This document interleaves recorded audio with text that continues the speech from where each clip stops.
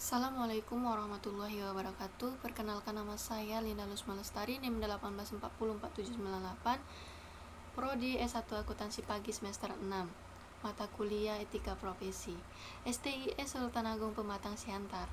Di sini saya akan mempresentasikan tentang pelanggaran etika bisnis pada PT Paros Obat Albotil. Di sini terdapat poin-poin penting. Yang pertama yaitu sejarah, poin kedua perjalanan kasus, poin ketiga hasil pemeriksaan, poin keempat analisis kasus, dan poin kelima yaitu solusi. Sejarah. PT Paros Indonesia adalah salah satu dari beberapa perusahaan farmasi tertua dan terbesar di Indonesia. Berdiri sejak 30 September 1971 dan merupakan perusahaan farmasi pertama di Indonesia yang mendapatkan sertifikat CPOB atau cara pembuatan obat yang baik dari Badan POM pada 30 Juni 1990 serta memiliki sertifikat ISO 9001 atau 2000. Sebuah perusahaan dalam negeri atau PMDN yang bergerak dalam bidang obat-obatan farmasi. PT Paros Indonesia saat ini berkantor pusat di Jalan Limo nomor 40 Permata Hijau, Senayan, Jakarta 12.220 dan mempunyai cabang di setiap ibu kota provinsi. PT Paros Indonesia merupakan perusahaan farmasi yang pertama memperoleh sertifikat cara produksi obat yang baik atau CPOB dari Departemen Kesehatan dan dipercaya untuk mendukung program pemerintah dalam pengadaan obat bermutu dengan harga yang terjangkau. Bentuk perusahaan adalah perseroan terbatas atau PT. PT Paros Indonesia ini termasuk perseroan yang tidak mendapat fasilitas dari pemerintah.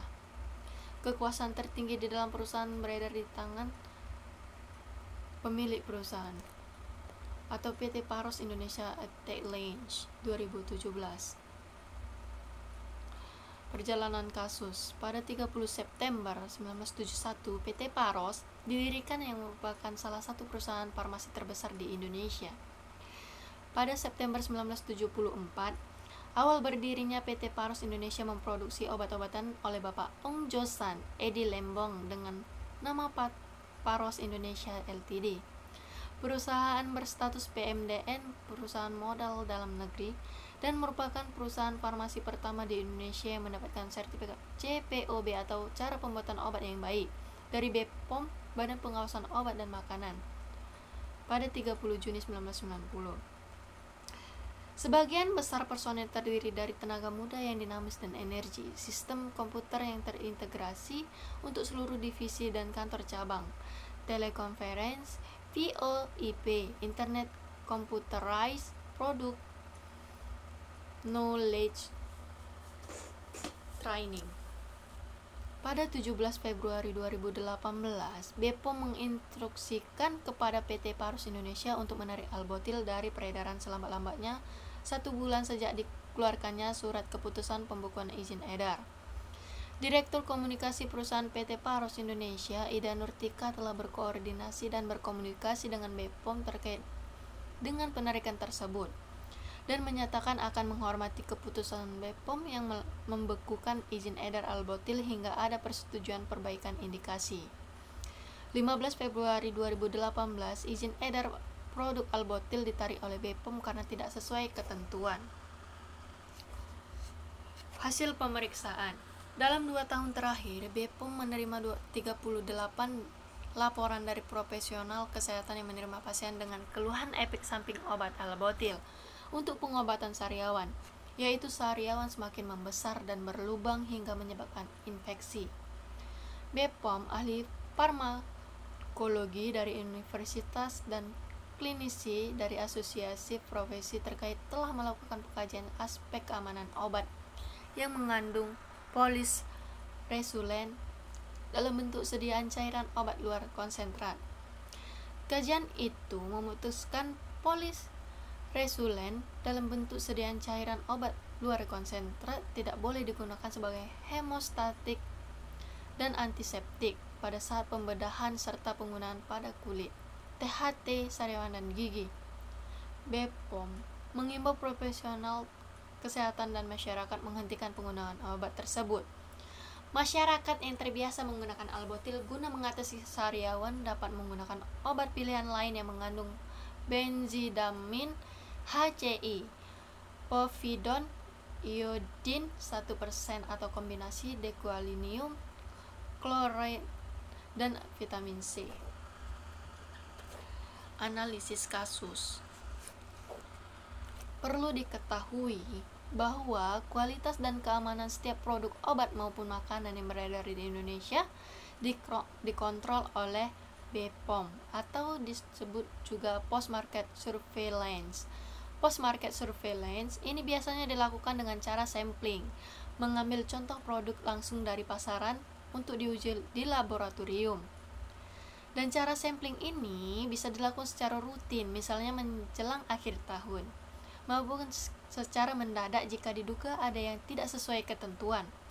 Namun tentunya kontrol tidak hanya dilakukan oleh pihak regulator atau dalam hal ini BPOM dan BBPOM, karena bisa dibayangkan bagaimana repotnya mereka mengontrol seluruh produk yang beredar di Indonesia beserta seluruh fasilitas produksinya.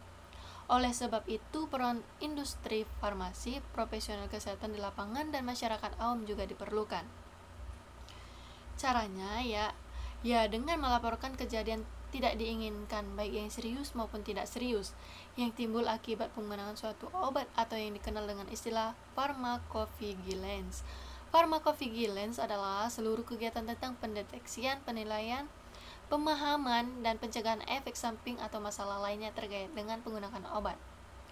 Pelaporan ini sifatnya bisa berupa pelaporan spontan, pelaporan berkala pasca pemasaran atau periodic safety update report, pelaporan studi keamanan pasca pemasaran, pelaporan publikasi atau literatur ilmiah, pelaporan tindak lanjut regulatori badan otoritas negara lain, pelaporan tindak lanjut pemegang izin edar di negara lain, dan pelaporan dari perencanaan manajemen risiko. Dari kasus di atas terlihat bahwa perusahaan melakukan pelanggaran etika bisnis dilihat dari sudut pandang ekonomi, yaitu perusahaan diuntungkan tetapi banyak orang yang dirugikan, dan perusahaan tidak memenuhi dari prinsip dari etika bisnis, yaitu prinsip kejujuran. Perusahaan tidak terbuka dan memenuhi syarat-syarat bisnis dan menyampingkan aspek kesehatan konsumen dan membiarkan penggunaan zat berbahaya dalam produknya. Albutil yang beredar di pasaran saat ini mengandung zat bernama polisresulen dengan konsentrasi 36%. Polisresulen adalah senyawa asam organik atau polimolekular organic acid yang diperoleh dari proses kondensasi formalin atau formaldehid dan senyawa meta-kresolsulfonic acid. Polisresulen yang dipublikasikan pada sariawan akan menyebabkan jaringan pada sariawan menjadi mati. Itulah alasan kenapa albutil digunakan pada sariawan akan terasa sangat perih. Namun kemudian rasa perih hilang dan sakit pada sariawan pun tidak lagi terasa. Bagi Anda yang pengalaman memakai obat ini, mungkin akan menyaksikan sendiri sesaat setelah albutil digunakan sariawan akan menjadi berwarna putih dan kering. Jadi sebenarnya polisresulen ini tidak mengobati sariawan, melainkan mematikan jaringan yang sakit atau rusak tersebut. Ketika jaringan sariawan sudah mati, maka tubuh akan melakukan regenerasi sel-sel baru sehingga sariawan menjadi sembuh. Solusinya yaitu sebaiknya Badan Pengawas Obat dan Makanan lebih memperhatikan kembali dan tidak kecolongan lagi atas kasus yang dinilai merugikan banyak pihak ini, dan selalu tegas dan menindak oknum nakal tersebut. Untuk masyarakat lebih selektif dalam pemilihan barang, untuk yang paham akan bidangnya lebih terbuka dalam membagi informasi berkaitan dengan apa yang diketahuinya, saling berbagi manfaat dan ilmu.